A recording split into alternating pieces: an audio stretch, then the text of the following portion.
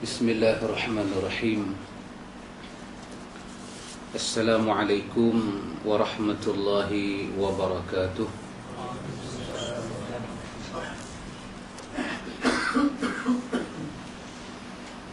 Alhamdulillahi rabbil alamin. Nahmaduhu wa nasta'inuhu wa nastaghfiruh.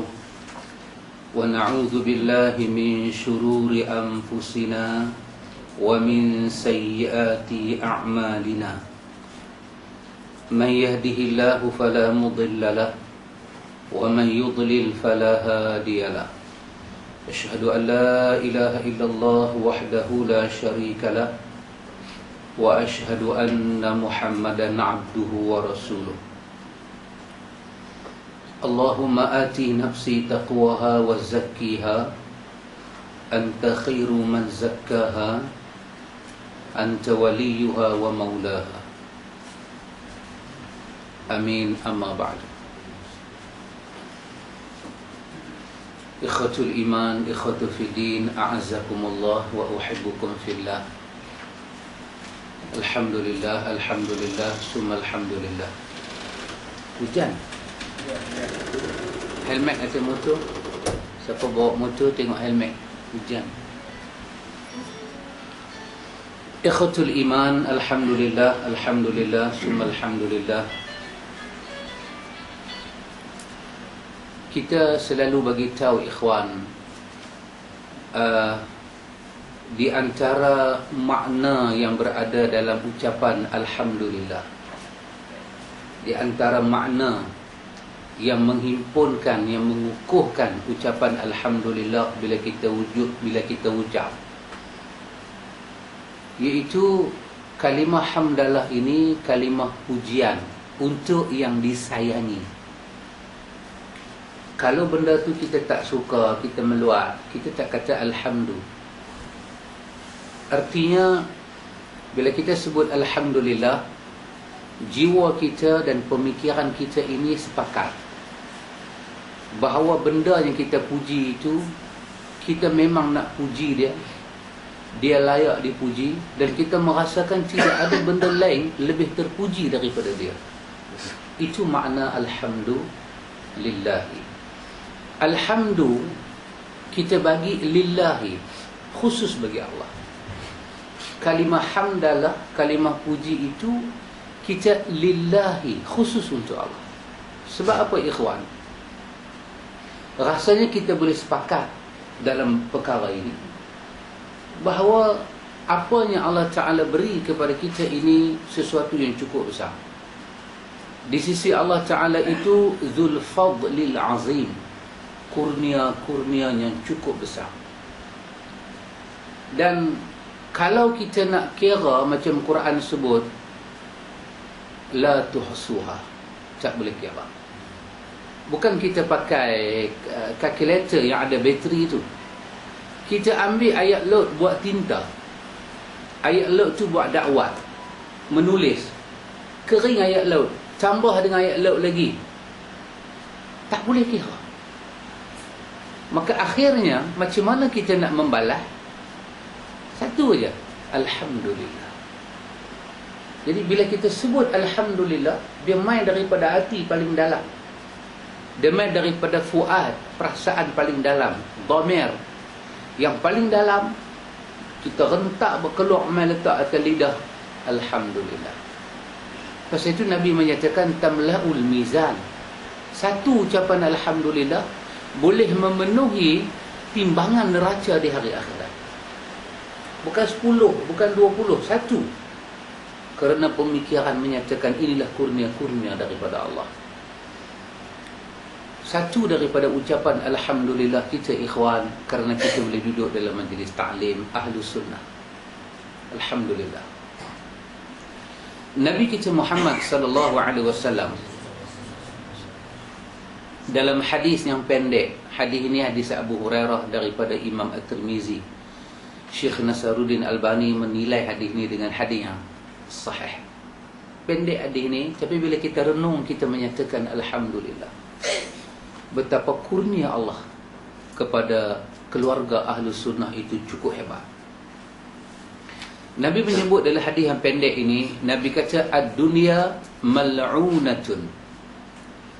Mal'unun ma fiha illa zikrullah wa ma walahu wa aliman aw muta'alliman. Pendek je hadis ni. Kita baca 3 kali boleh hafal dah. Mudah. Nabi kata ad-dunya mal'unatun. Dunia ni di antara benda yang ada dalam dunia, kutuk mengutuk. Subhanallah wa Rasulullah. Kita kata sadaqa Rasulullah. Ucapan Nabi benar. Siapa tak pernah kena kutuk duduk dalam dunia, dan siapa tak pernah mengutuk? Siapa tak pernah kutuk orang? Yang bercakap ni memang hari-hari kutuk orang. Yang duk cakap ni kerja kutuk orang kan. Dan siapa tak pernah kutuk? Nabi kata ad-dunya mal'unatun. Terjemahan harfiah daripada Arab ke Melayu kutuk. Itu terjemahan daripada Arab ke Melayu. Tapi dari segi kamus bahasa Arab, apabila disebut mal'un daripada kalimah la'ana, la'nat. Mal'un daripada kalimah la'ana, la'nat. Bila kata mal'un, ad-dunya mal'unun, dunia itu dikutuk, mengutuk. Kamus yang paling mudah kita rujuk adalah kamus Arab Munjid. Kamus Arab Munjid. Dia sebut, bila disebut kalimah laknat dalam bahasa Arab secara bahasa, secara lughatan bahasa, dia ada 3 makna. Yang pertama makna dia la'ana la'nan akhzahu, 1. Yang kedua wasabbahu, dan yang ketiga wa ab'adahu minal khair. Ini orang kata dari segi lughatan. Dari segi bahasa, bila kita sebut laknat, apa makna dia? Ada 3. Akhzahu, benda yang disakiti, benda tu dipanggil terlaknat, terkutuk. Satu orang dia marah-marah kita, kita rasa sampai ke hati, kita layak kata pada dia, hang laknat aku. Dia kata, bila aku laknat hang? Kerana di antara makna laknat ialah menyakiti, sakit sampai ke dalam. Perkataan yang bawa orang sakit sampai ke dalam, perkataan itu kita panggil laknat, melaknat. Kawan yang kenal tu dia terasa hati sakit. Anak kata pada mak, mak ni dah tua, tak sedar diri nak jalan pergi mana, sampai orang keliang tu duduk rumah lah mak. Mak dengar bahasa tu, terduduk dah. Maka layak mak tu kata pada anak dia, hang laknat aku, hang kutuk aku sampai setahun tu. Cuma orang Melayu ni bila kata lagu tu, dia tak rasa kalimah tu sampai peringkat laknat. Tapi di sisi bahasa Arab, dia telah memenuhi kalimah laknat. Sebab salah satu maksud laknat ialah akhzahu, kita sakiti dia. Ini dari segi bahasa. Yang kedua, bila disebut laknat, wasabbahu, kita caci maki dia. Walaupun tak ada bentuk doa macam tadi, hanya maki, hang celaka, hang tak guna. Apa yang boleh kita simpul maki, maka itu dipanggil kita melaknat. Dan yang ketiga, wa ab'adahu minal khair, satu benda yang dijauhkan daripada kebaikan. Itu maksud laknat. Kita kata pasal malam, kita bawa anak bini ni, dengar kata pesta start hari ni, Jun B. Dengar kata apa nama dekat apa KLCC, mereka ada buat macam apa nama underwater di Langkawi, Jun B. Biasa tak pergi lagi lah, saja abang Jun B. Dengar kata Tambun dia buat macam mana apa kat di Kuala Lumpur, Jun B. Dengar kata Baitul Ilmi ada mengaji, main seorang lah. Main seorang. Bini tak bawa, anak tak bawa, main seorang. Sahabat main seorang. Payah orang bawa dia pun. Tak boleh sembang dengan ustaz. Dari segi perbuatan, kita telah melaknat mereka. Kenapa? Wa ab'adahu minal khair. Kita jauhkan mereka dari kebaikan. Maka dari segi bahasa, apabila kita sebut laknat, kutuk, maka 3 perkara ini berhimpun.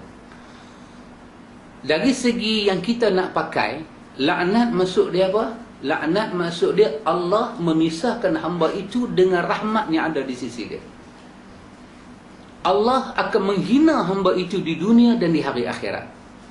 Dan Allah mencela hamba itu di hadapan hamba yang lebih baik, yakni di hadapan para malaikat. Maka dalam hadis ini, ad-dunya mal'unatun. Dalam dunia ni ada benda yang disakiti, ada benda caci maki, ada benda yang dekat dengan kebaikan, ada benda jauh dengan kebaikan. Nabi kata ad-dunya mal'unatun mal'unun ma fiha. Dan apa yang ada dalam dunia juga dikutuk, Nabi kata. Bukan kata dunia itu saja, apa yang ada termasuk kita. Kadang-kadang terjauh daripada benda baik, kadang-kadang tersakiti orang, kadang-kadang termaki orang, kadang-kadang kita jadi mangsa, kadang-kadang kita memangsakan orang. Ini adalah benda yang ada dalam dunia. Illa, Nabi kata melainkan Nabi kata ada 3 atau 4 perkara yang dia bebas daripada kutukan dalam dunia, walaupun dia ada di tengah-tengah dunia. Allah pagar dia. Walaupun dunia tu dijauh daripada benda baik, dia 4 benda ni, dia tak akan terjauh daripada baik. Dia sentiasa baik. Walaupun dunia tu kena kutuk, 4 benda ni duduk di tengah-tengah dunia, tak ada siapa boleh kutuk. Kalau orang kutuk dia pun, kutukan itu kembali pada orang mengutuk. Ada 4 benda ni Nabi kata, walaupun dunia tu penuh dengan caci maki, dengan sakit menyakit, 4 benda ni siapa tak boleh sakit dia. Walaupun orang mai beradak, orang kata hang celaka, hang tak guna, maka kalimah celaka tak guna tu tak boleh menembusi 4 benda ni. Dahsyat nah. Apa dia 4 benda ni? Nabi kata yang pertama, illa zikrullah, zikir kepada Allah. Orang tu duduk zikir, subhanallah, subhanallah, tilawatul Quran. Termasuk zikrullah ni apa dah? Majlis ta'lim. Kita duduk majlis ta'lim kan, kata Atha' bin Ribah, majlis menerangkan halal haram, sunnah, bid'ah, akidah sahih, akidah batil, zikrullah. Kita duduk dalam zikrullah, orang maki kita, orang kutuk kita, orang sakiti kita, Nabi kata tak jadi di sisi Tuhan. Dalam hadis Muslim, riwayat daripada Abu Hurairah, ada dalam Riyadhus Shalihin, nanti kita jumpa. Nabi kata, humul qaum la yashqa jalisuhum. Depa yang duduk dalam majlis ilmu, satu kaum yang celaka tak mai ke depa. Yang celaka tu tak mai ke depa. Kutuk orang, maki orang, sumpah serana orang, tak mai. Tak mai. Hang katalah apa-apa. Kalau tak silap saya, macam dalam gambar apa nama, Aruna apa? Sumpah semerah padi itu. Aduka dengan taruna. Aduka dengan taruna. Kata aduka dengan taruna, mati kita bukan kerana sumpah orang aduka. Oh, dahsyat. Bermakna dia mengaji alibana. Kan? Mati kita ni bukan kerana sumpah orang. Ya. Orang kutuk, kita duduk dalam majlis ahli sunnah, orang kutuk, orang kata sesat, orang kata tak betul, orang kata mereka mengaji salah, orang tak ada dangan, ya Allah binasalah mereka. Tak, kita tak akan binasa. Tak akan binasa. Sebab Nabi kata humul qaum la yashqa jalisuhum. Duduk mereka dalam majlis zikrullah, tak ada benda boleh celaka. Dia tak ada tangan, dia kata ya Allah bagi mampu banglah terlanggak dengan kayu balak ke apa ke. Tak tersungguh kita terlanggah. Tak, bukan kerana kutuk dia. Tuhan nak uji kita. Tak ada kena-mengena. Yang kedua Nabi kata wa ma walahu, tak akan kena kutukan apa sahaja ketaatan kepada Allah dalam dunia ni. Apa sahaja benda yang kita jauhi kerana Allah suruh jauhi, kita taat kerana Allah suruh taat, orang kutuk kita, tak akan kena kita. Kita tak akan kena. Kita jauhi zina, orang kutuk, apalah, orang kata macam-macam. Kita tak ambil riba, orang kata macam-macam. Kita semayang, orang kata macam-macam. Kita tutup aurat, orang kata macam-macam. Nak kelumbung sangatlah, apalah dengan head cover atas kepala, lemah aku tengok. Sampai mak mentua kata pada dia, ni kalau you nak balik main kenuri, head cover ni semua tak mahu. Mak mentua kata pada dia, Mak mentua apalah hang silap pergi menikah dengan perempuan padang pasir tak kerti bercampur dengan orang perak, kata macam-macam. Aku doalah supaya jodoh hangpa tak panjang. Tak kena. Tak kena. Tak kena. Tak kena. Sikit pun tak kena. Di atas kita taat Allah, di atas kita jauhi perintah Allah, kita tak akan kena apa-apa, kita tak akan kena. Kita tak akan kena. Yang ketiga Nabi kata wa'aliman au muta'alliman. Ini salah satu. Aliman au muta'alliman. Nabi kata orang yang belajar ataupun orang yang mengajar. Salah satu daripada mereka tak akan kena apa-apa. Orang kutuklah macam mana pun. Hampa duk pergi mengaji kat siapa, hampa duk baca kitab apa, jaga tu, kitab tu jaga. Kita semua dah sepakat kata Tuhan ada di mana-mana. Mereka pergi kata duk atas langit pula. Oh tu tak betul itu. Tak mai kat kita. Tak mai. Aliman, orang yang mengajar. Muta'alliman, orang yang mai belajar. Dua-dua ni, salah seorang daripada mereka ni Nabi kata, hang kutuklah macam mana, hang tercalah macam mana, hang katalah macam mana, mereka ni terselamat daripada laknat yang ada dalam dunia ni. Subhanallah. Hadis ni hadis sahih, riwayat At-Tirmizi daripada Abu Hurairah radhiyallahu anhu. Jadi ikhwan, kita hadap belajar, kita hadap mengaji kebenaran, benar ni kita pegang. Benar ni kita pegang. Kita duk mengaji kebenaran, kawan tu main beradab dengan kita, hang jaga elok, aku bangkit sembahyang hajat malam ni hang kena. Kita buat lagu mana? Kita gelak. Kita kata tak apa. Pasal apa? Yang lindung kita siapa dia? Allah lindung kita. Siapa jamin kata Allah lindung kita? Rasulullah sallallahu alaihi wasallam dalam riwayat yang sanad dia sahih, dalam matan dia sahih. Dia ludah muka kita seketui. Tui kata dia ludah. Kita kata pasal apa ludah saya? Aku ludah hang pasal hang duk mengaji ibadah. Tak apa. Kita lap ayat lewat tu. Cuma tengok ada bau rokok tak? Kita lap. Tak ada apa. Tak ludah tu nak pergi jadi penyakit di muka ke? Tak. Ludah tu bawa celaka kita ke? Tak ada. Dia kata hang jaga malam ni hang tidur 3:30 pagi aku tanam tangkai. Kita kata tak apa, tanam dia. Hang cakap besar, dah cakap besar. Allah wali kita. Sebab Allah kata dunia penuh dengan kutuk, dunia ni semua terkutuk, kecuali Nabi kata zikrullah tak akan terkena laknat dunia, kecuali apa dia? Ketaatan, menjauhi larangan, tidak akan terkena kutuk, kecuali orang yang mengajar dan orang yang belajar. Depa ni Allah bagi selamat. Dalam hadis yang sahih lagi, Nabi kata apa dia? Siapa yang duduk dalam majlis ilmu, ima dia muta'alim, ima dia alim, Nabi kata apa dia? Sampai hut fil bahri, sampai ikan besar duk ada dalam laut, mendoakan untuk mereka. Ini hadis yang sahih. Subhanallah ya ikhwan. Jadi kita dapat berita segembira tu daripada Nabi SAW dah cukup. Kita pergi tak mana-mana, tak payah pakai tu kalis peluru. Tak payah. Kalis peluru tu, apa orang putih panggil? Tak apa, tolong sebut tak sampai lagi. Tak payah pakai kalis peluru. Orang maki nak kata, tak payah. Orang tembak gedebam kata jasad kita jatuh, kita balik kepada Allah. Kita bukan balik kepada siapa-siapa. Inna lillahi wa inna ilaihi raji'un. Dengan penuh rasa aman di bawah jaminan Tuhan, kita hidup. Tak payah takut. Pasal bila Nabi kata kita selamat, kita pasti selamat. Kalau Nabi kata kita tak selamat, kita pasti tak selamat.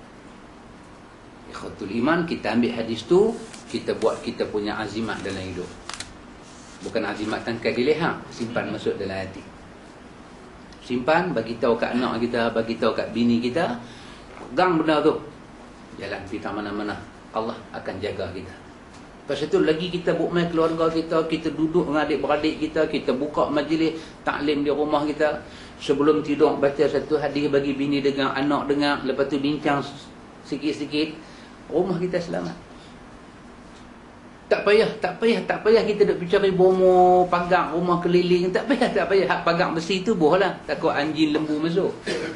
Ni tak perlu duk pergi pagang apa. Tak perlu. Buat majlis taklim dalam rumah, masuk dalam hadis tadi.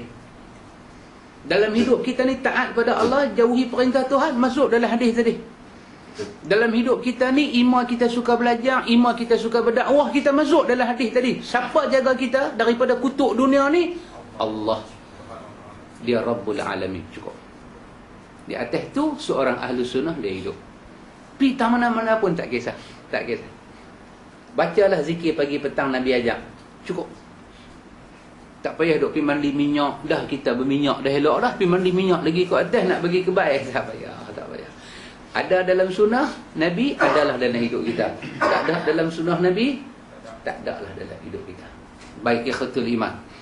Malam ni kita sampai, kalau ikut tanda yang saya bubuh ni, kita sampai muka surat 152. Boleh Pak Mek? Kita malam ni kita masih masuk di bawah tajuk membincangkan tentang golongan Jahmiyah. Depa tolak, depa menafikan bahawa ilmu itu satu daripada nama-nama Allah Ta'ala, satu daripada sifat-sifat Allah Ta'ala. Pada dia bila kata Allah, berimpun semua pada dia. Tak payah kita duk pibuh satu nama, tak payah.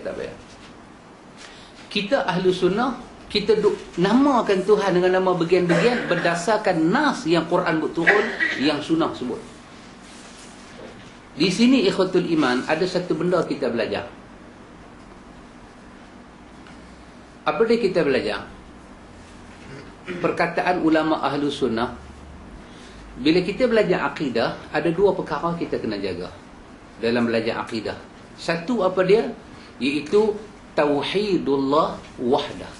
Itu satu. Yang kedua, tauhidut tariqu ilaihi. Ni yang kedua. Yang pertama rasa korang ada masalah. Yang kedua ni ada masalah. Selalu kita duk berkelahi dengan Mu'tazilah, dengan Jahmiyah pasal ni. Bila kita belajar akidah, yang pertama apa dia? Tauhidullah wahdah. Semua kita mentauhidkan hanya Allah saja. Yang ni rasanya tak ada masalah. Kita dengan apa-apa firqah, dengan Syiah sekalipun rasa tak ada masalah yang ni. Syiah pun kata Allah Esa.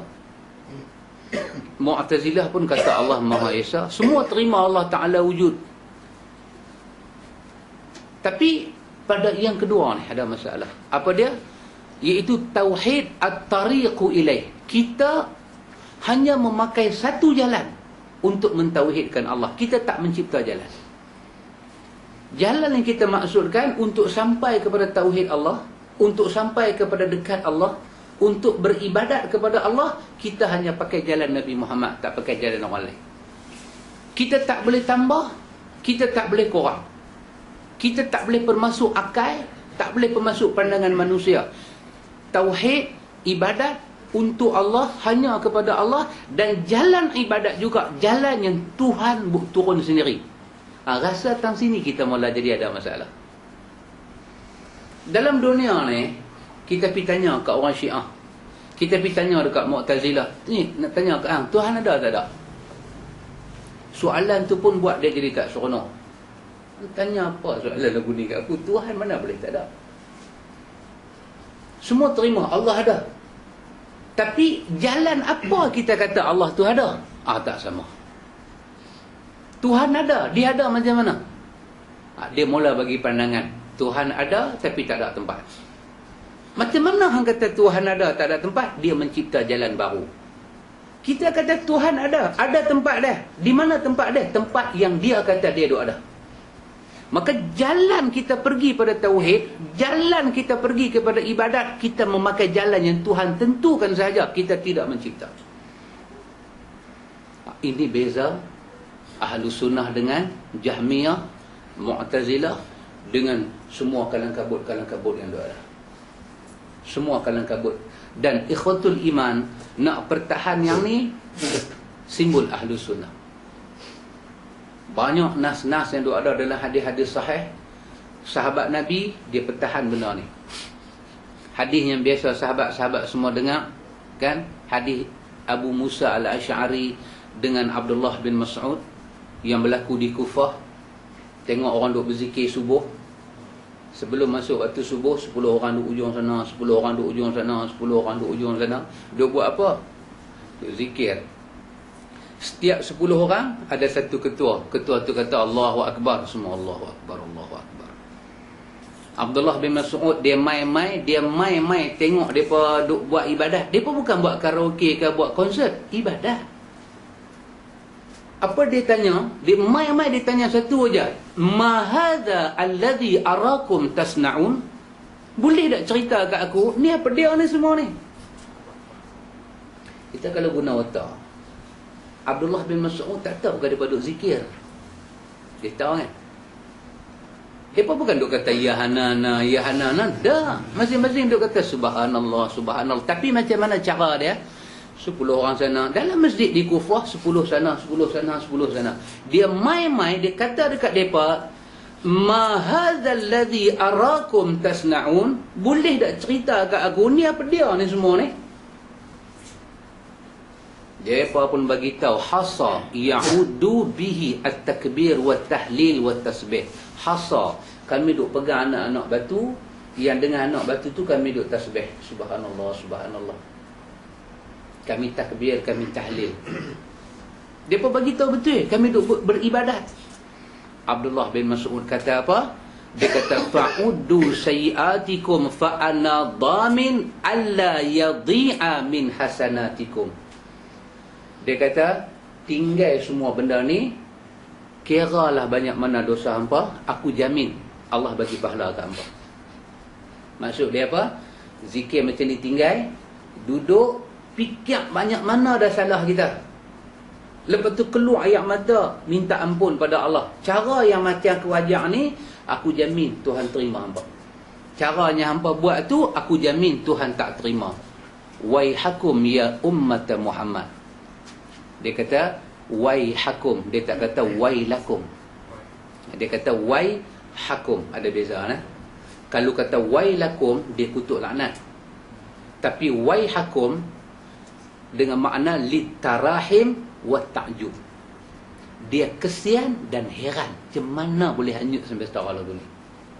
Kalau dia kata wailakum, maknanya dia maki, celaka betul. Itu makna wailakum. Yang Quran kata wailul likulli humazatin lumazah. Itu Quran betul-betul condemn. Tapi dia kata waihakum. Apa makna dia? Tarahim, kesian. Tengok jadi sampai tak tu. Wa ta'jub, heran, macam mana boleh hanyut sampai setara ni. Waihakum ya ummat Muhammad. Apa dah jadi dengan hampa umat Muhammad? Ma asra'a halakatakum. Awak cepat sangat pi jadi jahanam ni. Awak cepat sangat jadi jahanam ni. Sahabat Nabi duk ada, kubur Nabi merah lagi, baju Nabi tak koyak lagi, camca garpu Nabi tinggal, cawan-cawan tak pecah lagi. Hampa dah pi buat benda ni semua, awak jadi lagu ni. Bila dia kata lagu tu, depa jawab. Depa kata apa kepada Abdullah bin Mas'ud? Ma aradna illa al-khair. Yang kami buat ni semua, kami buat baik. Tengok hak dia cakap tu macam orang lain ni cakap. Kan keturunan tu kalau ada. Dia cakap ma aradna, yang kami duk buat ni, apa kami mau, illal khair, baik. Bila Abdullah bin Mas'ud dengar depa cakap lagu tu, terus dia kata, tengok bahasa dia kata tu ikhwan, ini pasal nak menjaga jalan beribadah pada Allah. Apa dia kata kat depa? Dia kata innakum la'alla millatin hiya ahda min millati Muhammad. Adakah agama yang kamu ikut ni lebih baik daripada agama Muhammad? Kasar tu. Adakah kamu ni, innakum, hampa semua ni, la'alla, hampa sangka, millatin, ni, kawan tu duk berzikir lagu tu, dia panggil satu agama baru. Bila kawan tu buat macam tu, tak ikut sunnah Nabi, Abdullah bin Mas'ud nilai yang tu sebagai satu millah, satu agama baru. Adakah hampa sangka agama baru yang hampa duk berzikir lagu ni lebih dapat petunjuk di sisi Allah daripada apa yang Nabi bawa? Ataupun dia kata muftatahu babi dalalah, ataupun kamu sedang buka satu pintu yang cukup sesat. Kata Abdullah bin Mas'ud, walam murid lil khair la yusibahu. Berapa banyak orang cakap lagu hampa dengan niat yang baik, tapi selalu salah jalan yang dia pakai. Syekh Albani ketika mentahqiqkan Sunan Ad-Darimi menyatakan hadis ini adalah hadis yang sahih. Arti dia apa, ikhwan? Kena mempertahankan jalan tu. Bukan masalah niat. Semua mengaku Tuhan ada. Kita dengan Syiah ni sama. Dia kata Tuhan ada, kita kata Tuhan ada. Kita dengan Mu'tazilah ni sama. Dia kata Tuhan ada, kita kata Tuhan ada. Semua terima tak ada syirik bagi Tuhan. Tapi ketika nak mensabitkan wujud Allah, sifat Allah, nama Allah, keadaan Allah, ahwal Tuhan, mereka mencipta jalan baru. Kita tahu. Kita sifatkan Allah macam Tuhan sifat diri dia. Ini bukan kerja kita. Bukan hal kita. Ini bahasa kita kan, duk tak duk, duk tak duk. Kalau Dewan Bahasa Pustaka nak terjemah tu lagu mana? Duk tak duduk ni. Duk tak duduk, dia bercakap. Dia kata depa ni tak mengaji sifat 20. Depa kata Tuhan duk ada atas langit. Duduk Tuhan di langit tu macam duk kera di lantai. Duk tak duk, duk tak duk. Tu yang kata-kata bungkak tu. Dia tu. Duk tak duk, pasal apa dia jadi macam tu? Kita dengar-dengar, kita kata apa? Astaghfirullah. Siapa yang kata Tuhan duduk di langit? Tuhan sendiri. Siapa yang kata dia duduk ada atas arasy? Dia sendiri. Bukan akal kita, bukan otak kita, bukan emosi kita. Kita baca Quran. Quran kata, lepas tu Nabi hurai, lepas tu sahabat ijma'. Sahabat ijma' benda tu, bukan kita kata. Yang kata Tuhan duk ada di semua tempat ni, dalam Quran nak cari surah apa, ayat berapa? Dalam hadis nak rujuk sahih siapa? Riwayat sahabat siapa? Dan dalam asar sahabat, ijma' sahabat mana yang kata Tuhan ada, tak bertempat dan ada di mana-mana? Yang tu tidak ada dalam agama, dan agama berlepas diri dengan kenyataan tu. Macam mana kita boleh pakai, dan yang agama sebut kita boleh jentik bah? Kau ni satu benda yang betul-betul macam masuk pesta pergi rumah hantu. Tak tahu hantu apa nak keluar mai. Tak tahu. Macam mana fikir duduk? Kita ni ikhlas ke tauhid Tuhan? Ikhlas ke beriman? Kalau kita ikhlas beriman, kita kena terima jalan ni. Kita balik baca ayat 100 surah Taubah. Lihat ayat 100 surah Taubah. Semua terima ini ayat Quran, surah daripada surah Quran. Syiah pun terima, kita pun terima. Lah kita nak tanya, boleh tak kita kembali pada ayat ni? Ayat 100 surah Taubah. Boleh tak kita kembali? Had orang panggil Wahabi ke, had orang panggil apa-apa ke, boleh tak kembali pada ayat ni? Tak redha tak kita dengan ayat ni? Ayat apa? Allah berfirman dalam ayat tu, was-sabiqunal awwaluna minal muhajirin wal ansar walladzina tabauhum bi ihsanin radhiyallahu anhum. 100 surah Taubah. Allah kata, dan orang-orang yang awal-awal terima Islam daripada muhajirin, daripada ansar, dan orang-orang yang mengikut muhajirin dan ansar dengan baik, Allah bagi kepada mereka redha dia dan syurga dia. Tak payah buka tafsir besar-besar. Just secara zahir ayat, ada 3 orang Allah redha di sini. Ada 3 orang. Siapa dia? Muhajirin 1, ansar 1, dan yang ketiga, orang yang mengikut muhajirin dan ansar. Allah redha dengan 3 orang ni. Orang yang ikut, orang muhajirin, orang ansar, walladzina tabauhum, orang yang mengikut muhajirin dan ansar. Allah redha. Sampai peringkat redha bagi syurga. Di ujung ayat 100 itu Allah kata, wazalika fauzul azim. Yang inilah kemenangan yang sangat besar untuk mereka. Lah nak tanya satu soalan. Muhajirin dengan Ansar masuk neraka ke masuk syurga? Berdasarkan ayat ni, syurga. Jahmiyah ke Mu'tazilah ke syurga? Syurga. Nak tanya satu, mereka masuk syurga dengan akidah yang Tuhan redha, dengan ibadat yang Tuhan redha. Lah nak tanya, apa akidah mereka tentang Tuhan? Mereka ni ahli syurga dan Quran suruh kita ikut mereka. Ada tak pernah Muhajirin Ansar ni mengajak satu ilmu, Tuhan ni ada tapi tak ada tempat dan dia ada di mana-mana? Tak mana kita nak sabit cakap tu kepada Muhajirin dan Ansar? I'ti burhanak. Bukti yang nak tengok.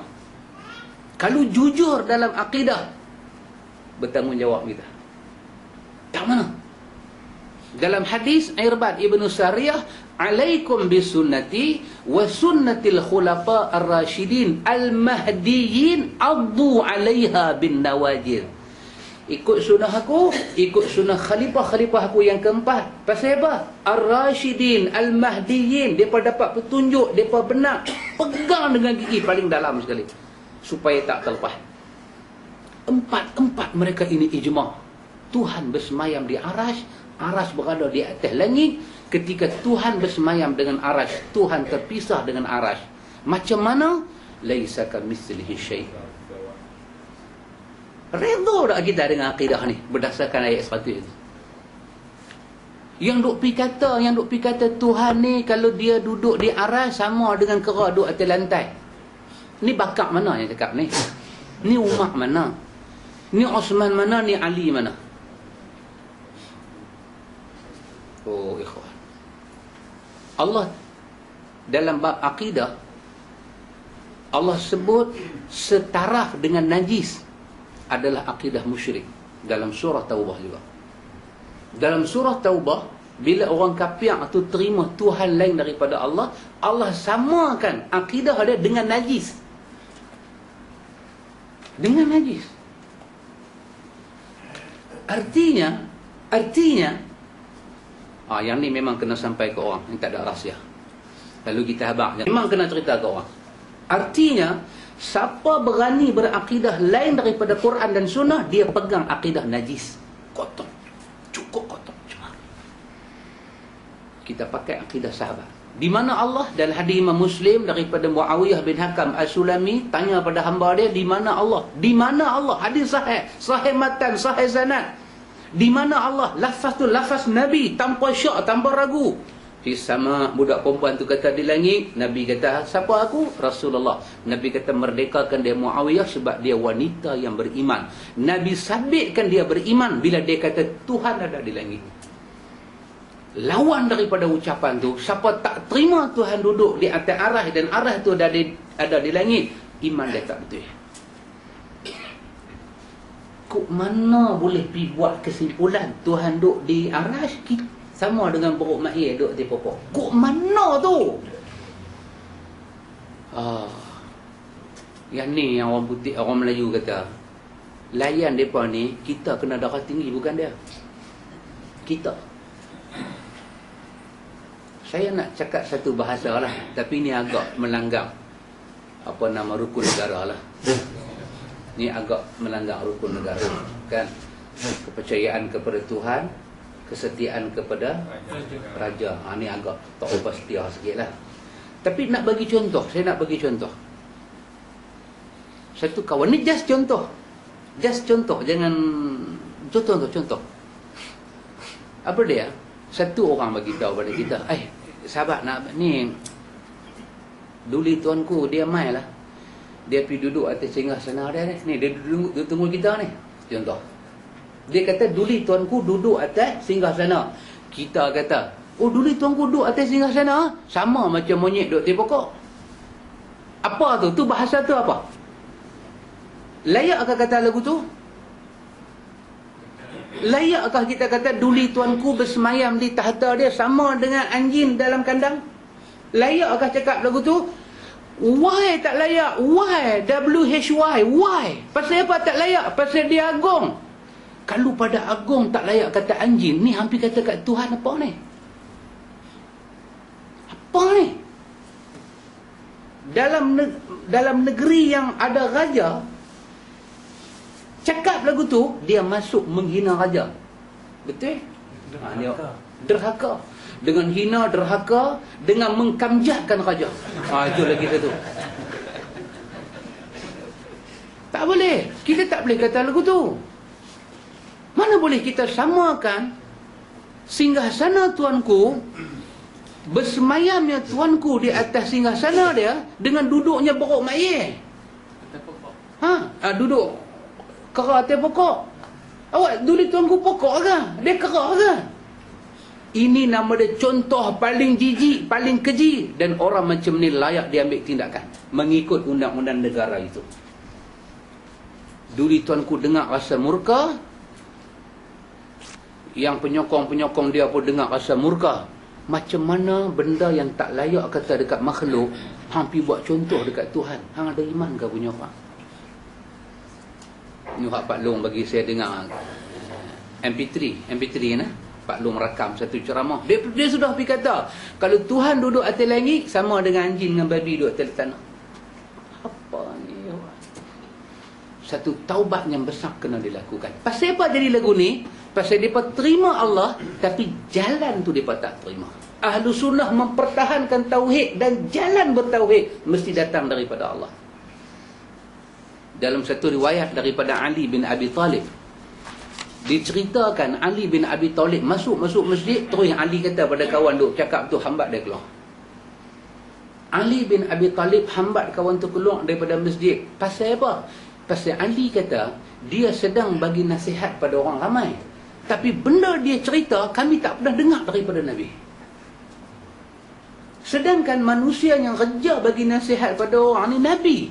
Kenapa Nabi tak pernah cerita? Dia berani cerita. Hambat dia keluar kerana dia cerita apa yang kami tak pernah dengar. Ali bin Abi Talib mempertahankan apa? Jalan tu. Abdullah bin Umar, dalam hadis Tirmizi, dalam hadis Bukhari, Abdullah bin Umar dia duduk-duduk, tiba-tiba sahabat tu bersin, hajim. Bersin, hajim. Apa sahabat tu kata? Sahabat tu kata, Alhamdulillah wassalatu wassalamu ala Rasulillah. Kan dia bersin. Dia bersin, dia kata Alhamdulillah, dia sambung sikit, wassalatu wassalamu ala Rasulillah. Maksud dia berselawat kepada Nabi. Abdullah bin Umar, dia kata apa dia? Dia kata, ma hakaza 'allamana Rasulullah sallallahu alaihi wasallam. Apa yang hang ucap ni Nabi tak pernah ajak kami pun. Bal qala, sebaliknya yang Nabi ajar pada kami, idza atasa ahadukum, bila satu orang tu bersin, falyahmadillah, hanya dia ucap alhamdulillah, walam yaqul wal yusalli ala Rasulillah. Dan Nabi tak pernah kata iringlah ucapan alhamdulillah dengan selawat pada Rasul dia. Nabi tak pernah kata. Pasal apa hang buat? Pasal apa dia tegur? Jalan tu dia bertahan. Kita kalau bersin kan, hajim, alhamdulillah, Allahumma salli ala Muhammad wa ala ali Muhammad, al-Fatihah. Kita buat lagu tu. Kawan sebelah menyebelah kata apa? Kawan sebelah menyebelah kata ambil warak dia ni, nampak? Warak dia panggil pada kita yang buat jahanam ni. Warak dia panggil. Abdullah bin Umar kata apa dia? Dia kata, ma hakaza 'allamana Rasulullah. Nabi tak pernah ajar. Pasal apa hang pi ucap? Tengok ikhwan, di mana kita beza dengan firqah-firqah yang kita kata tak betul, mempertahankan jalan. Samalah dengan akidah ni. Allah kata dia ada mata, kita pertahan jalan tu. Bukan kata kita beriman Allah ada ilmu, bukan kata kita beriman Allah itu mendengar, tapi kita beriman Allah kaitkan mendengar tu dengan apa. Kita beriman, kita pakai benda tu. Ini bukan urusan kita, ini urusan Allah. Saya baca sikit pada antum. Saya duk baca di rumah satu buku yang ditulis oleh Dr. Abdullah Yassin. Tajuk dia Hakikat Dua Kalimah Syahadah. Bagus buku ni. Saya nak ambil 6 kesimpulan. 6 kesimpulan Dr. Abdullah Yassin. Dia ni tak silap saya Dia punya PhD dia akidah Ahlus Sunnah. Kalau tak silap lah, kalau silap saya tarik balik lah. Saya duk baca buku dia. Dia ada buat 3 jilid akidah Ahlus Sunnah. Saya duk baca ni, saya nak ambil kesimpulan. Antum cuba dengar apa kesimpulan dia sebut dalam buku dia ni, Hakikat 2 Kalimah Syahadah. Saya ajak baru 3 kali buku ni di Parit Bunta. Dia tolak saya masuk parit. Dia kata parit tu kosong, masuk di dalam tu. Ajak buku ni aja. Dia kata bunyi pelik. Bunyi tu lain macam. Dia kata Assalamualaikum Ustaz, tak payah marah. Tak apa, no problem. No problem. Kita sangat happy and go lucky. Kita tak ada rasa nak balik telan Panadol, painkiller. Tak. Kita tak buat kerja tu semua. Kita alhamdulillah. Kesimpulan daripada hadis-hadis yang saya baca tadi, yang mesti pertahankan jalan beriman pada Allah. Kata Dr. Abdullah Yassin, dia kata ada 6 kesimpulan yang kita kena buat dalam akidah. Kita belajar sebelum kita masuk dalam akidah ni, ada 6 kesimpulan yang kita kena faham dulu. Saya ingat saya nak kongsi dan antum kena ingat benda ni. Satu, apa dia kata? Yang pertama dia kata hidayah ialah segala yang datangnya daripada Allah dan Rasulnya sahaja. Selain 2 sumber tersebut, tidak wujud jalan ketiga untuk mendekatkan diri kepadanya dan menjauhkan diri daripada murkanya. Hidayah cuma ada 2 sumber. Daripada Quran, daripada Sunnah. Dia tak ada sumber nombor 3. Nak dekat diri pada Allah, nak menjauhkan diri daripada murka Allah Ta'ala, kena pakai 2 sumber. Dia tidak ada sumber yang ketiga. Ini kesimpulannya pertama. Ini kesimpulannya pertama. Yang kita duk baca hadis ni apa dia? Sumber yang kedua lah setelah Quran. Yang kita duk baca kehidupan para sahabat ni apa dah? Sumber yang ada dalam hadis lah. Kita tak cari sumber ketiga. Kita tak cari pemikiran kita, otak kita, falsafah. Tak, kita pakai 2 sumber. Dan ni sahaja sumber hidayah. Lain daripada 2 sumber bukan hidayah. Satu. Yang kedua dia kata, segala akidah yang bercanggah dengan kitabullah dan sunnah rasulnya adalah akidah yang batil dan wajib ditentang. Siapa kata ni? Dr. Abdullah Yassin. Dr. Abdullah Yassin. Dia kata tak. Lawan. Mesti kena tentang. Wajib kita kata akidah itu batil dan wajib kita tentang. Tentang ni apa dia? Kita bagi balik hujah kita. Bukan balik-balik pergi gosok, pergi iri golok perak, pergi hambat kawan tu dah. Bukan tentang macam tu. Lontarkan balik hujah kita. 3. Segala penambahan dan pengurangan dalam bidang ibadah yang bermaksud untuk mendekatkan diri kepada Allah ataupun dalam cara penyucian jiwa adalah bid'ah yang mesti ditolak, walaupun ajaran tersebut muncul daripada orang yang terkenai kehebatannya dalam soal agama. Korang ke tambah tak mana-mana nak dekat diri pada Allah, tak boleh terima. Tak ada siapa boleh tambah, tak ada siapa boleh kerat, tak boleh. Iman dalam menyuci diri, iman dalam ibadah, iman dalam akidah, kita kena pakai apa yang dah ada dalam 2 sumber. Walaupun yang duk tambah, duk buat jahanam ni semua ni, orang yang terkenai hebat dia dalam agama, kita mesti tolak dia. Tengok. Sebelum mengaji akidah, dia kunci benda ni dulu. Tak pasal itu lah masalah kita kan. Dak Ustaz, ni yang kata ni bukan calon orang, dia pun ada Master Azhar juga. Tolak. Dak Ustaz, yang kata ni bukan calon orang, dia ni pun AJK Patua Pasir 2 Butik. Tolak. Ni Ustaz yang kata ni bukan sebalang orang, dia ni pun mufti di mana Kongostan. Tolak. Tak boleh kira siapa. Tak boleh kira siapa. Main lagu nak tambah, lagu nak tolak. 4. Semua orang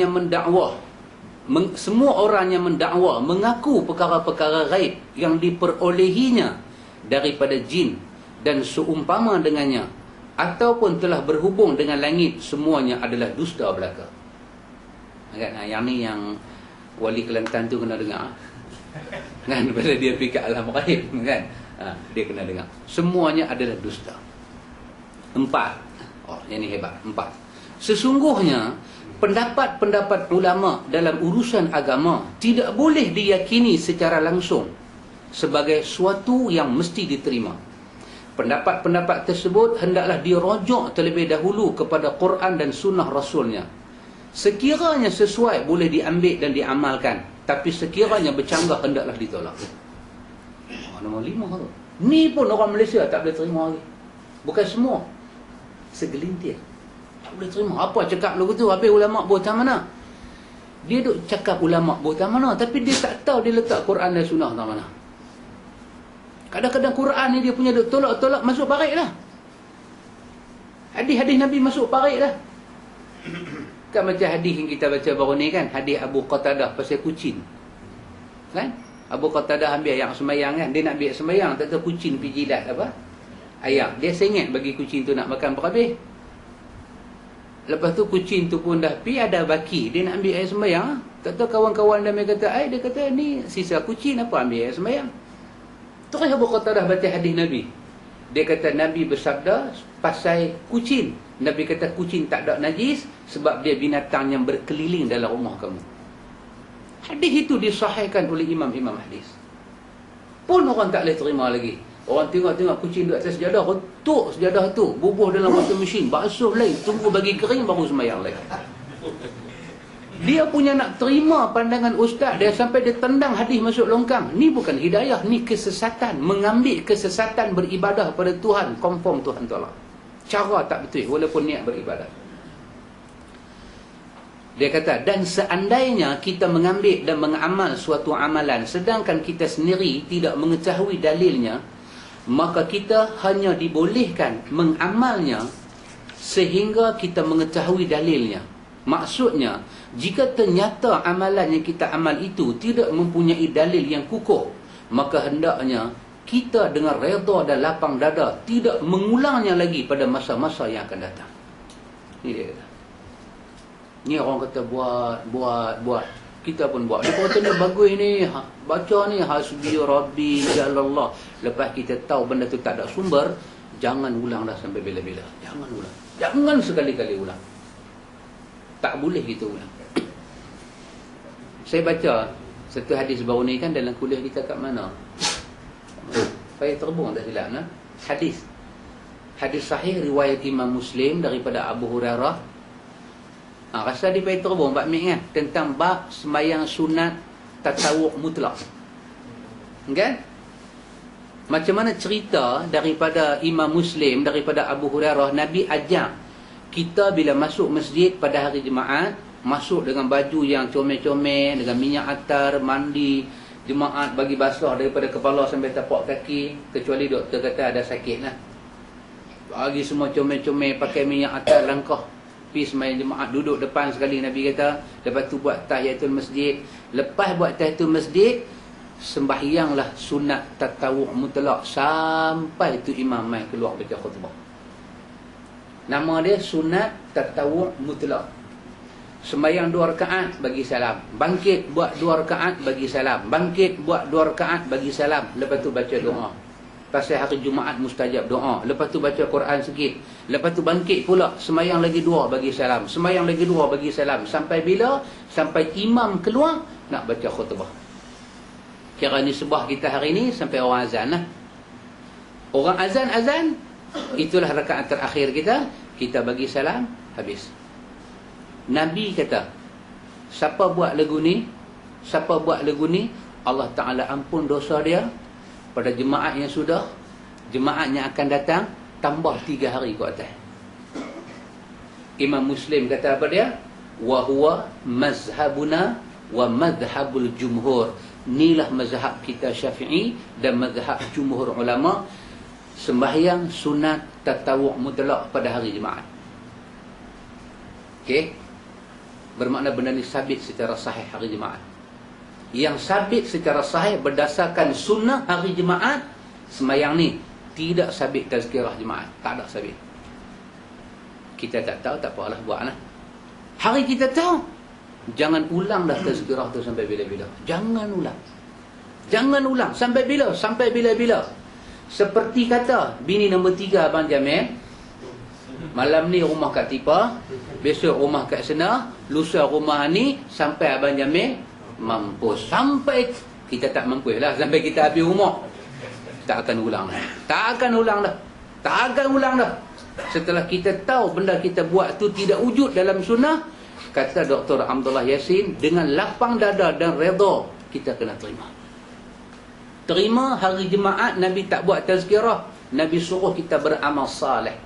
Kena terima dengan lapang dada dan redha. Pasal apa? Benda tu sabit dalam hadis. Dan Quran dan hadis itulah dua sumber hidayah, tak ada nombor tiga.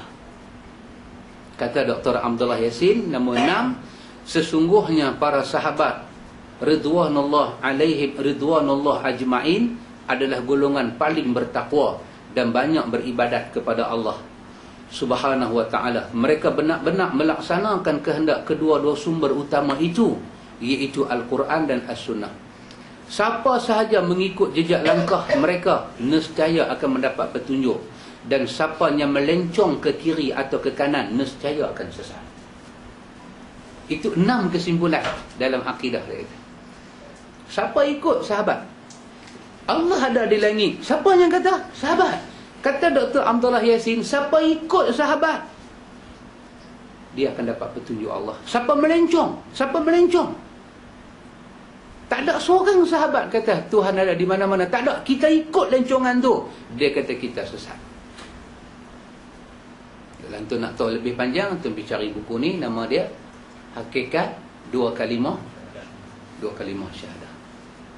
Saya pun ada satu je nak bagi, pun tak boleh. Bagi saya tak ada. Kan? Ni kita tak baca lagi. Semua ni intro je. Kita tak baca lagi. Ni semua ni intro je. Supaya ikhwan, kita tahu apa dia prinsip beribadat kepada Allah. Kita dengar orang kata Tuhan tak ada di langit, Tuhan ada di mana-mana. Kita tahu. Di mana silap kata-kata tu? Dia kata ni Abu Hasan Asy'ari kata.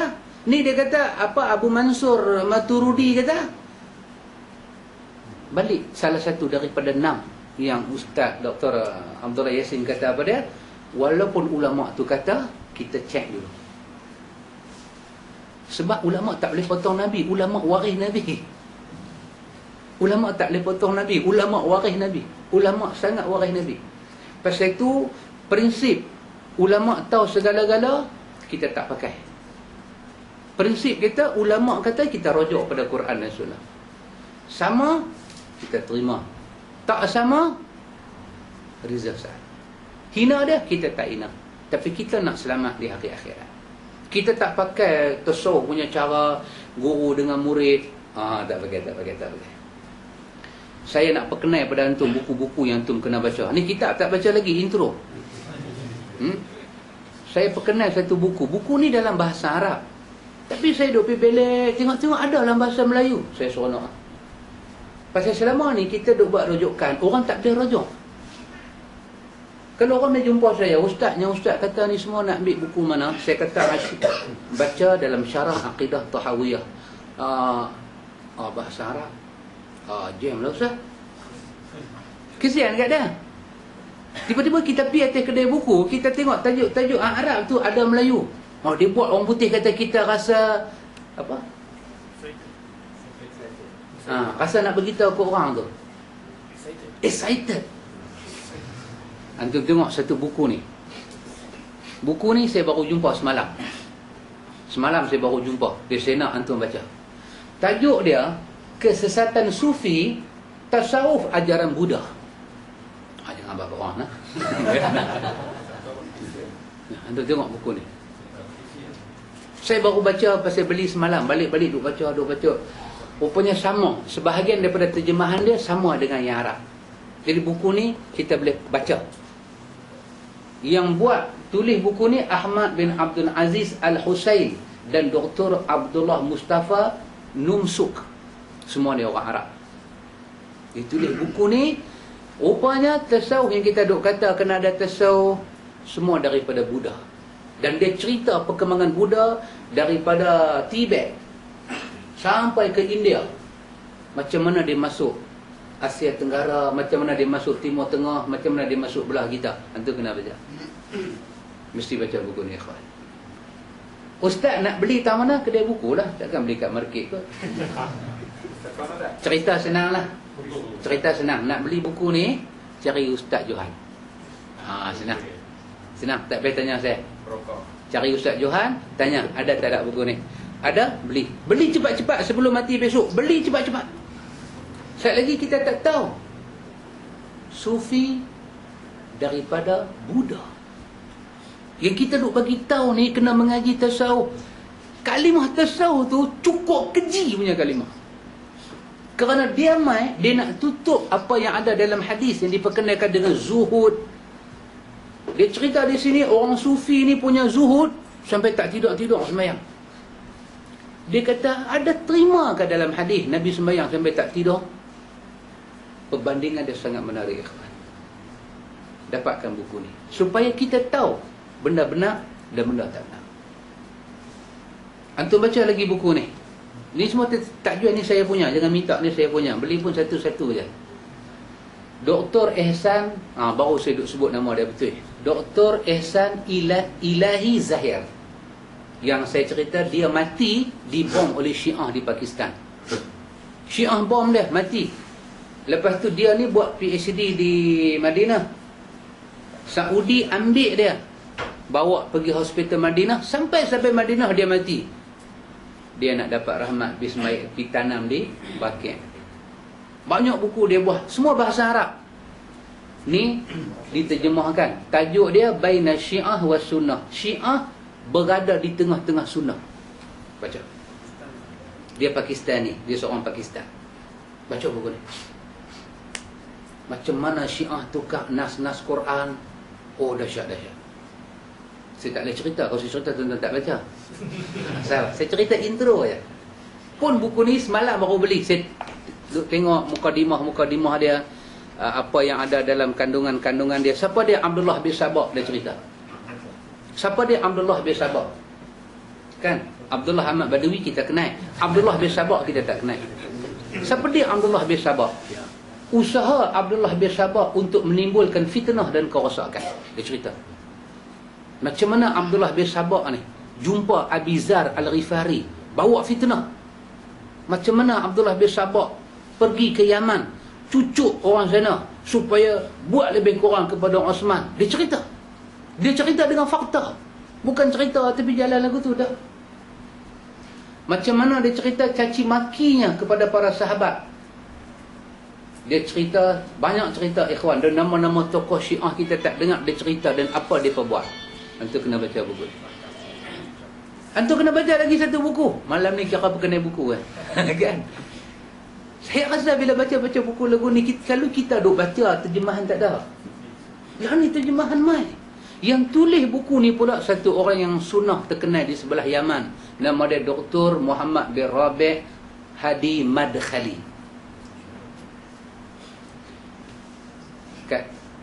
Kita terus cerita lah atas belakang dia. Tapi nak cerita manfaat dia tulis buku ni. Dia ni orang sunnah. Dia ni orang sunnah duk ada di Yaman.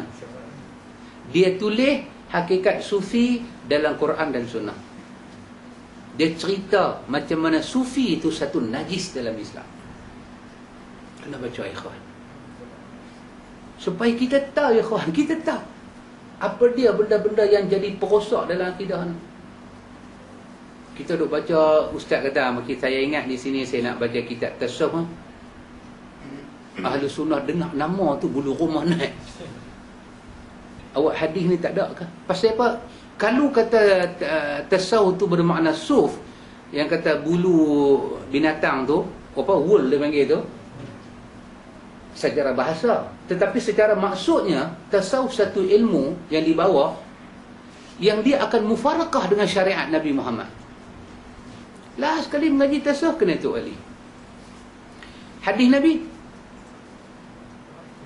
Buku ni antum tahu lah kan? Dalam buku ni antum tahu ustaz kita, Ustaz Hairi Nonci kata apa? Dia buat mai hadis perkataan Imam Syafi'i, siapa belajar tasawuf duha bodoh sebelum lohar. Siapa mengaji tasawuf waktu duha, dia akan bodoh sebelum lohar. Cepatnya jadi bodoh mengaji tasawuf. Buku-buku ni saya ingat ikhwan kita baca.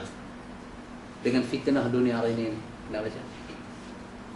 pesan kat anak kita pergi mengaji luar mana ke, duk main ustaz tu duk cerita cuci diri, satu hadis pun tak bawa. Lepas tu duk cerita kata apa nama Syekh Abdul Kadir macam ni, Syekh Pak Kadir tu lagu ni, Pak Hasan ni lagu ni, duk cerita-cerita, satu hadis pun tak ada, satu sahabat pun tak keluar. Ustaz tu kata, awak tak duk kuliah saya. Awak tak duk kuliah saya. Kata kat ustaz tu, aku sudah tidak percaya padamu lagi. Siapa menyanyi lagu tu? Syida angkat kaki. Oh, sahabat ingat kan kita lepas garam sikit dia babung dengan cuka tu. Aku tak ada percaya padamu lagi. Lebih baik kau angkat kaki. Aku bosan pada dirimu. Kecuali dia boleh jawab macam Tegar jawab, aku yang sekarang bukanlah yang dulu. Baru kita mengaji kat dia. Maknanya dia lah ni Ahlus Sunnah, dia dah tinggal dah bid'ah, baru kita mengaji. Dia tak jawab macam Tegar, aku bosan pada dirimu. Kak Ramlah tambah satu, selamat tinggal Romeo, belah tu. Kau kunci dah hati. Macam tu. Nanti saya ingat buku-buku ni sahabat boleh tanya dekat Ustaz Jihad. Saya sebut buku ni, kita mengaji di sini, kita bukan jual dalam masjid. Tunjuk ni hak saya punya, kena baca tu. Betapa teruknya. Lagi satu Ustaz Hairi Noncik tulis buku ni, pun antum kena baca. Apa salahkah aku menetapkan sifat Allah tanpa tashbih? Salahkah? Di mana salah aku ni? Dia bawa himpunan 4 mazhab. Semua kutip daripada kitab Arab bubuh. Ustaz Hairi Noncik punya jasa. Betul orang duk petikai dah, hang mengaji mana? Tengok orang kita kan, dia bila dah tak boleh nak tumbuk rusuk, dia nak tumbuk dia tu tempih, cari bomo. Ya, aku tak boleh buat kasar, aku buat alui. Orang kita lagu tu cari biodata dia. Dia mengaji madrasah mana, dia mengaji luar mana. Tengok hang ni cuma ada pendidikan sains apa saja, hang tak ada mengaji agama, macam mana hang boleh tulis buku ni? Lepas dia tak boleh jawab, kawan tu kata dia nak mengaibkan orang. Ini kerja orang tak elok hati. Kita ada sunnah, kita baca buku dia, kita seronok. Tajuk buku dia, salahkah aku menetapkan sifat Allah tanpa tashbih? Salah tak mana? Tuhan kata dia ada mata, kita kata dia ada mata. Kita tak mau kata macam-macam, kita tak mau bagi serupa Tuhan dengan makhluk. Kita nak bersihkan akidah kita kepada Allah. Salah tak mana? Baca. Jumpa Ustaz Johan, tanya tengok, ada tak ada buku ni semua? Balik 9.20. Nampak? Kita baca satu muka juga. Baca juga satu muka. Ini semua nak memperkenalkan asas-asas akidah. Ikhwan, kaum Jahmiyah menyatakan bahawa Allah Subhanahu wa taala tidak mempunyai ilmu. Kan?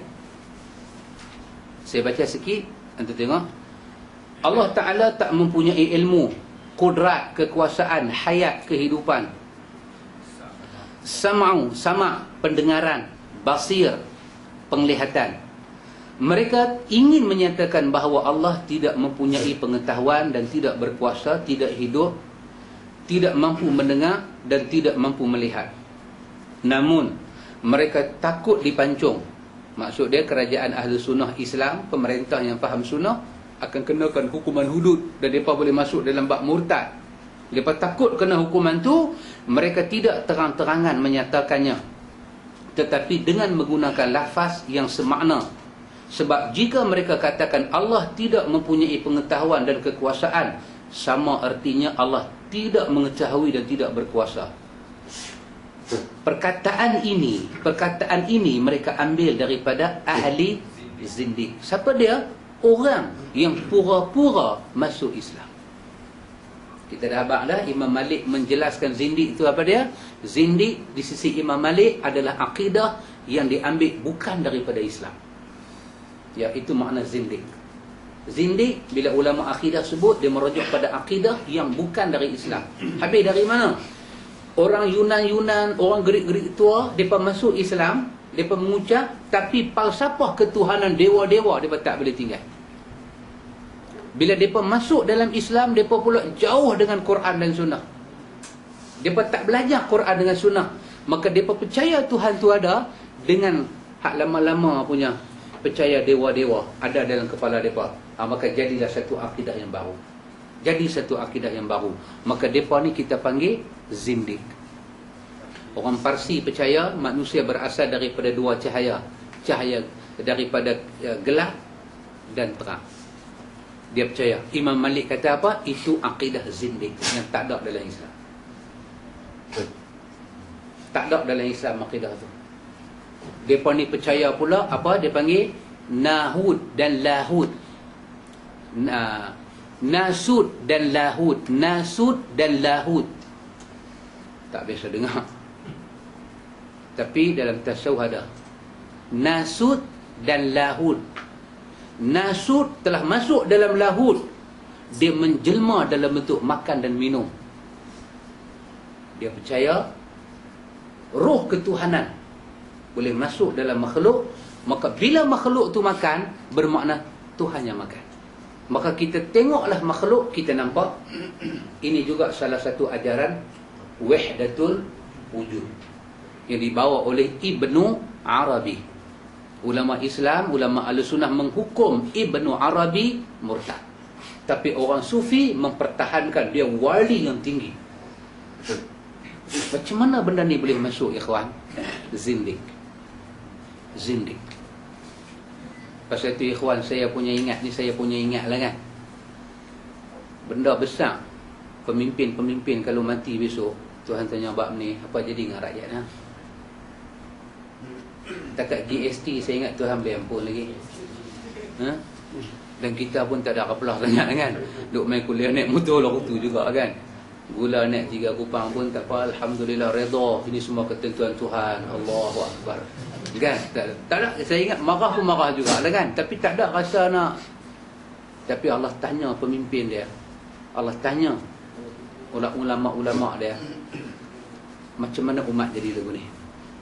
Macam mana umat boleh tolak Nabi aku? Takut kan tak? Lah ni duk jadi takut. Takut kan? Dia pergi pelekat 2 muka Tok Guru di belakang, depan rockers macam gila babi duk menyanyi. Belakang muka Tok Guru. Lah ni duk jadi. Bukan kata buat dalam Kubang Semang ke, tu sorok-sorok. Ni buat stadium live Selangor. Sebelumnya ulama berbicara gedebang-gedebung. Last sekali dia panggil konsert gila babi. Hijaz tak ada dah ke? Rabbani dah tak? At least. Boleh faham tak? At least tu apa dah? Ha? Sekurang-kurangnya. Betul? Sekurang-kurangnya kalau orang panggil Rabbani bagi satu lagu, orang boleh percayalah yang tu nasyid. Sesuailah dengan perasmian ulama, dengan 10 apa? Dia panggil apa? 10 commandment. 10 prinsip yang presiden bagi itu, 10 perkara. Kan tak baca surat khabar? Kan? 10 amanat presiden tu. Panggillah satu lagu Rabbani apa kalau lebih kurang tangan duk lagu ni bila Israel dengar pun takut nah. Ni bagi satu konsert gila babi. Babi pun tak gila macam ni. Tak apalah. Dia tanya kita, apa masalah dengan you? Memang tak ada masalah dengan I. Tak ada masalah dengan I. Tapi dulu orang buat, you kata depa tak betul. Lah pasal apa you buat? You kata torut, you kata buang masa bagi rosak anak muda. Lah bila tanya kat you, dia kata kita kena meremajakan parti kita. Remaja pula otak hang. Apa orang nak bagi dewasa mengkok oi? Tengok, duk jadilah. Lah duk jadi. Cukup dekat tu, kembali di sini. Jadi saya nak bagi tahu zindik itu apa dia? Bila sebut zindik, akidah yang tak ada kena mengena dengan Islam. Akidah yang jahat, akidah yang najis. Dan ta'til, menafikan nama dan sifat Allah. Nabi tak pernah ajak benda ni. Benda ni mai daripada luar Islam. Masuk mai. Apa dia? Menafikan nama Tuhan, menafi tu sifat Tuhan. Wahai yang kata Tuhan ada mata ni, Quran ni kalam Tuhan. Kita duk belajar awal-awal, orang tak percaya. Majoritas kaum zindik berkata, kebanyakan pok-pok ni kata Allah tidak mengetahui. tidak berkuasa, tidak hidup, tidak mendengar dan tidak melihat. Ni dalam ajaran apa duk ada benda ni semua? Ya, dalam ajaran Hindu. Bila Tuhan itu lemah, macam tu Tuhan yang kuat. Bila orang bumi mau hujan, Tuhan langit tak mau turun, maka Tuhan bumi pergi buat satu meeting dengan dia. Ya. Kita tengok-tengok, macam mana Imam Abu Hassan tahu sampai lagu tu? Dulu itulah akidah dia. Kemudian dia kembali kepada Ahlus Sunnah. Tuan-tuan, Al-Ibanah ni sampai lah dia kata orang tak boleh terima Imam Abu Hassan punya. Baca balik mukadimah dia. Tadi saya duduk sembang dengan bini dalam kereta. Cerita pengalaman saya, satu kawan kata, "Entah duk baca Al-Ibanah tu kena hati-hati tu." Ingat hati-hati nak lintas jalan kita kena hati-hati tu, kita tak tahu pada ni semua. Saya tanya satu soalan. Saya kata Ibnu Katsir ni, kita duk baca tafsir dia, kita punya ingat boleh pakai ke tak boleh pakai tafsiran dia? Dia kata Ibnu Katsir kena orang besar kan. Dia ni ulama. Saya kata Ibnu Katsir tu bila? Ibnu Katsir kan yang dapat tokoh Ma'al Hijrah baru ni. Dia dapat cakap lagu tu. Tak sajalah, anak nak tahulah kan Ibnu Katsir ni macam mana. Dia kata Ibnu Katsir ni ulama lah. Dia ulama daripada mana? Syiah ke mana? Dia Ahlus Sunnah. Jadi tafsir dia daripada jilid 1 sampai jilid habis boleh pakai? Boleh pakai. Boleh tak kita masuk dia ulama tafsir mu'tabar? Pasal apa tak boleh pula? Dia kata kalau pimpinan Rahman pun boleh pakai, Ibnu Katsir lagi lah boleh pakai. Kan? Jadi kita bagi cokolat hack dia dulu Dia makan cokolat hack baru dia tahu pedas yang mana-mana yang mana. Jadi saya gulung di belakang tu, saya kata Syekh, Imam Abu Hassan Al-Asy'ari dia satu zaman dengan Imam Ahmad bin Hanbal. Ibnu Katsir dia meninggal 774 Hijrah. Apa Ibnu Katsir kata? Ibnu Katsir mengesahkan Al-Ibanah daripada Imam Abu Hassan. Lah nak tanya ke Entah kata orang duk kata Al-Ibanah ni tak tentu halal. Ibnu Katsir kata, mula-mula mukadimah dia ada kan? Apa pandangan Ibnu Katsir tentang buku ni? Apa pandangan Zahabi tentang buku ni? Apa pandangan Al-Baihaqi, seorang ulama dalam mazhab Syafi'i tentang buku ni? Semua mereka mengesahkan Al-Ibanah adalah tulisan Imam Abu Hassan Al-Asy'ari yang last kali sebelum dia mati. Kalau Ibnu Katsir cakap bohong, anda ingat juzuk Ibnu Katsir kita buang. Lah ente ingat lagu mana? Dia duk tu pasal cokolat hack tu pedas, tak habis lagi sembang. Tenang aja orang nak tolak benda orang. Senang nak tolak. Hak Syiah diterima senang. Hak Sunnah ditolak dengan mudah. Dia terima akidah najis. Tuhan tak ada tempat, Tuhan ada di mana-mana. Kalau kata Tuhan duduk di tempat, Tuhan macam kera duduk atas pokok. Siapa nak pergi saman orang ni? Majlis agama mana nak ambil tindakan pada orang ni? Majlis fatwa mana nak bersidang, nak panggil orang ni? Pendakwa raya agama mana nak panggil orang ni bersidang? Dia membuat satu amrun i'tibari, satu contoh kepada Tuhan, contoh yang paling keji dalam dunia. Ya. Dalam dunia ni ikhwan, ada banyak parti Katalah kita ambil satu parti Kepala Gajah. Dia ni dengan presiden mereka semua ada. Tiba-tiba saya kata, presiden awak duduk di atas sana macam kera duduk di pokok. Dia rasa lagu mana? Dia rasa saya puji presiden dia ke hina? Hina lah. Beralih kepada parti lagi satu kepala tengkorak ni. Saya kata, hang punya presiden lah duduk atas singgasana macam lutung. Kita kata lagu tu kat dia. Dia kata lutung tu apa? Dia ni perak, tak bisa tengok lutung. Kita pun buka gambar National Geographic tunjuk ni lah lutung. Dia tepuk tangan, astagfirullah, hang hina. Hang hina, dia kata, hang hina. Kita kata, aku kata lagu tu, aku bukan kata presiden hang lutung.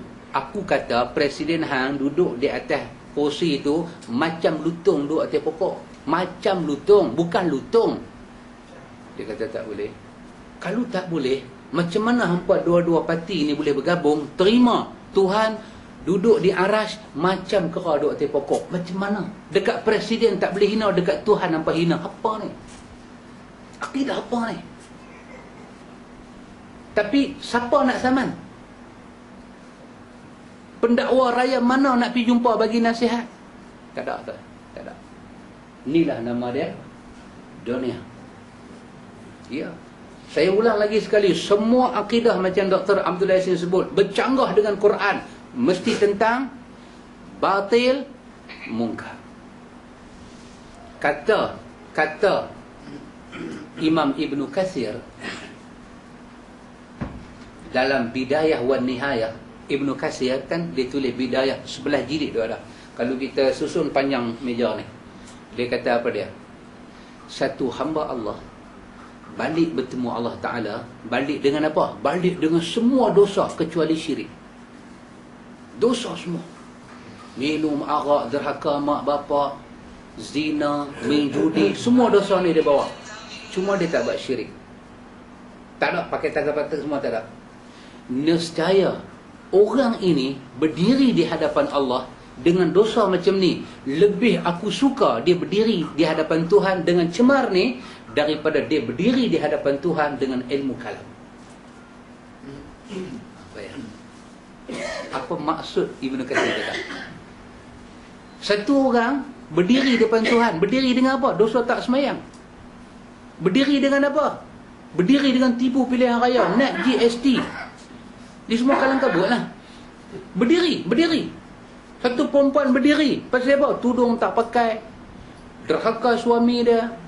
Nusyus pada suami. Suami pula berdiri dengan simpan perempuan lain. Ibn Kathir kata, ahabbu, lebih aku suka daripada dia berdiri, dia semayang, dia puasa, dia tutup kepala semua, tapi dalam dada dia ada ilmu kalam. Ilmu yang tak boleh terima Tuhan duduk di langit. Tuhan lebih benci orang ni daripada orang yang berjudi. Kerana ilmu ini menolak nama-nama Tuhan dan sifat-sifat Tuhan yang Tuhan bubuh sendiri ke dia. Tiba-tiba orang alim ulama dalam Malaysia boleh kata Tuhan duduk di langit macam kera duduk atas pokok.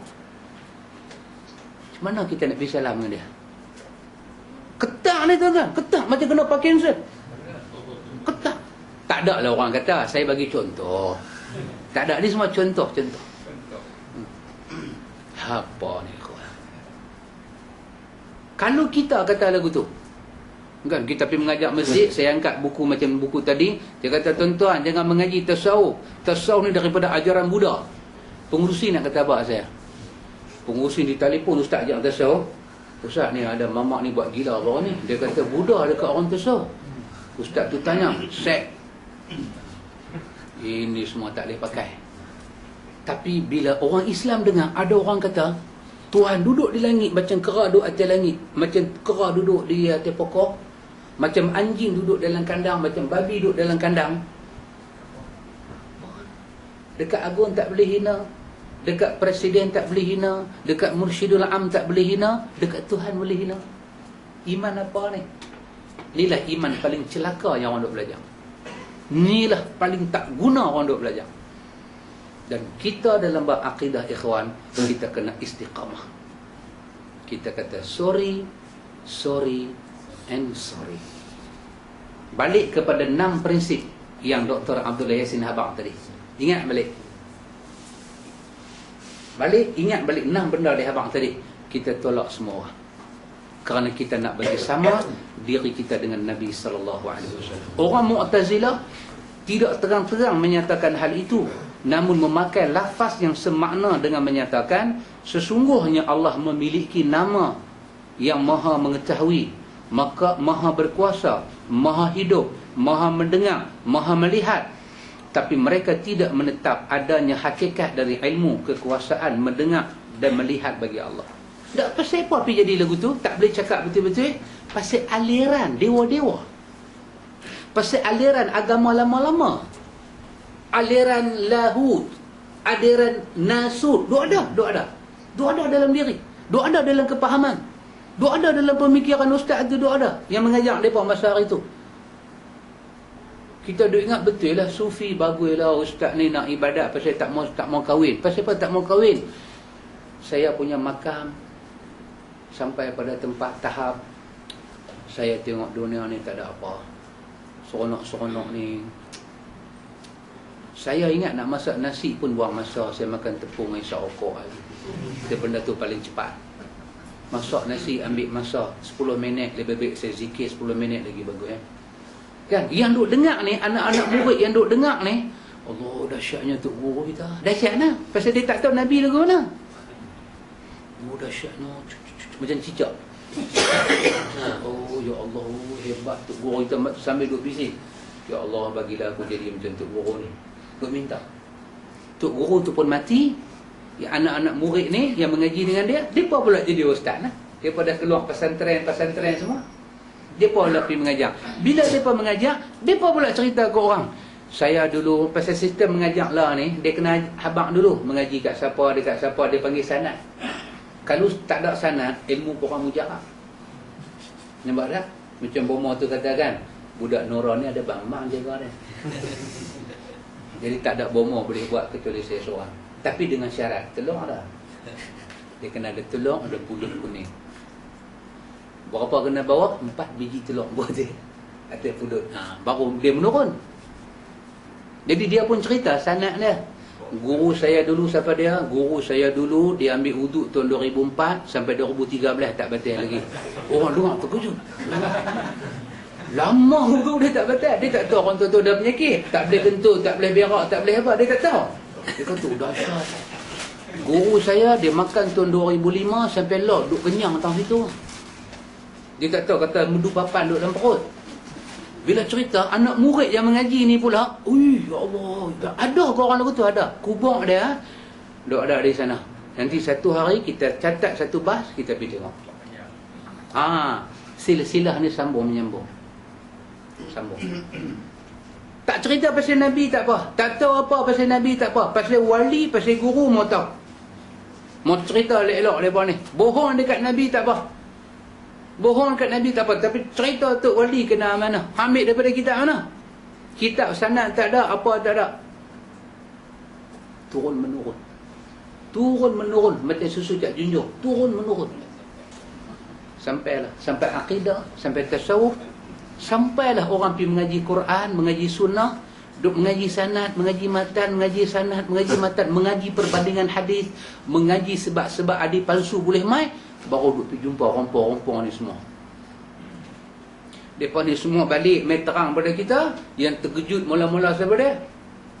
Geng yang mengaji dengan wali yang ada penyakit tu lah. Terkejut lah. Ta'arud baina ta'ifataini. Berlakulah dua pertemuan di antara dua kumpulan. Macam mana hampir mengaji dengan Tok Wali tu, hang kata dia ambil wuduk 10 tahun tak batal? Wahai Nabi ajak kita. Nabi ajak kita ambil wuduk batal, pergi ambil wuduk batal. Nabi habaq batal. Nabi bersama dengan isteri batal wuduk, nak tidur dalam janabah suruh ambil wuduk. Macam mana benda tu ada kat Nabi, batal wuduk, dan Nabi kata aku manusia? Macam mana Tok Guru hang sampai 5 tahun tak batal? Hang mengaji dengan orang biasa ke dengan orang gila? Apa hang hina Tok Guru aku? Dia jadi lagu tu dah. Hang hina Tok Guru aku? Jadi macam labu dengan labi. Ni kepala Tok Guru hang, ni kepala Tok Guru aku. Berani pijak dah. Kembang. Sampailah kita. Sampai kita. Bila kita belajar akidah Quran dengan sunnah, kita belajar prinsip-prinsip tadi, kita tak seronok. Kita tak seronok. Pergi sembahyang jemaah, dia bagi tazkirah. Kita ni pencinta ilmu, betul tak? Pasal tu kita berani tunggu sampai 9.40. Ni pasal pencinta ilmu. Tapi pasal apa jiwa kita tak masuk dengan tazkirah jemaah? Pasal dia memadamkan sunnah Nabi, nak sembahyang sunnah tu. Dia tak boleh ambil benda baru pergi letak sampai hilang sunnah Nabi. Kita pergi semua masjid, kita kata kita buat mutlak punya tatawuk ni. Ada ke? Dia tanya kita, ada ke? Kita kata ni mazhab Syafi'i. Tak biasa dengar. Pasal apa tak biasa dengar? Pasal apa? Pasal para duat, para pendakwah tak didedahkan dengan sunnah Nabi. Kita kata sembahyang hajat tak ada dalam mazhab Syafi'i. Habis depa tu buat. Kita kata balik pada Dr. Abdullah Yassin, kata orang boleh buat apa nak buat. Kita compare balik dengan sunnah Nabi. Ada, tak ada.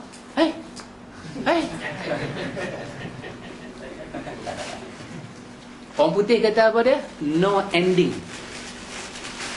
Okey, akidah ni no ending. Apa maksud dia? Tak ada kesudahan. Dia tak boleh pergi satu masa semua rakyat Malaysia akidah Ahlussunnah, dia tak boleh pergi. Dia yang akan jadinya apa dia? Kita belajar, kita kena pertahan apa kita belajar. Pertahan habis-habisan. Sampai bila-bila. Jangan bagi hati kita masuk racun. Maka lepas ni Imam Abu Hasan nak jawab pula. Seorang tokoh Mu'tazilah yang bernama Abu Huzail Al-Allaf berkata, sesungguhnya ilmu Allah adalah Allah itu sendiri. Tengok. Dia kaedah apa dia? Wahdatul wujud. 2 in 1, 1 in 2. 2 in 1, 1 in 2. Simple. Macam tu. Kalau Tuhan itu, kalau mengetahui itu Tuhan, Tuhan mengetahui. Tak payah pibul satu nama. Habis yang Quran kata Tuhan ada 99 nama, forget it. Tinggalkan. Pasal apa tinggalkan? Pasal guru saya ajar lagu tu. Guru kita boleh membatalkan nas Quran tu. Inilah kerja budak-budak ni semua ni. Hari-hari ikhwan, kita kena duduk dalam majlis Ahlussunnah wal Jamaah. Kita berhenti dekat tu. Wallahu a'lam.